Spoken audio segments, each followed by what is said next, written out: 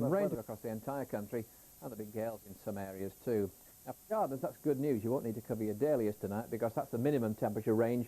Could be 9 or 10 degrees in some northeastern parts of Scotland, maybe eastern England too. But I think double figures is much more likely with that very strong wind blowing in from the south. So a very mild night, but a windy night to come. The strongest winds certainly are going to be in western parts of the British Isles, and that's where it's going to be pretty wet into the bargain. That wetter weather gradually moving eastwards during Tuesday. Got warm weather system up to the north of Scotland now. That's brought the rain through Scotland this afternoon. It's now clearing away, but this one in the west is going to make very, very slow progress into western parts as we go through the next 24 hours. So the rain becoming more persistent and heavier through Northern Ireland and the western part of Scotland during the second half of tonight. The rain never really getting onto the western side of Wales or southwest England, but think of the odd patch of rain or drizzle, no more than that. The winds continuing to strengthen though, but those are the temperatures once again. Really a very mild night indeed. Let's look at the rainfall for Tuesday then. That's where it should be if things go according to plan.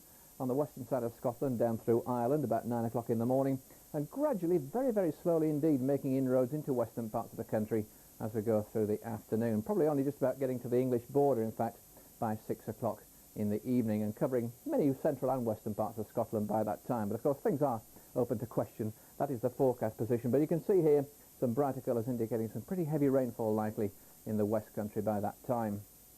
That'll leave much of central and in eastern Britain quite a bright day really. There'll be some sunny spells, there will also be some cloudier spells, but it really won't be too bad. But the winds will be certainly a feature of the weather, and though temperatures could well be very respectable indeed, about 16 to 19, and that's up to the mid-60s Fahrenheit. Now by midnight tomorrow night, that cold front sweeping the heavy rain eastwards across the entire country, with clearer showery weather following on behind. That sets the scene really for the middle part of the week. Still lots of isobars across the chart, still some fronts. That means to say there will be some showers, some rather blustery showers too. And to begin the day on Wednesday, some quite wet weather up there in the far northeast of Scotland. Wet start up in the far north of Scotland. Still gale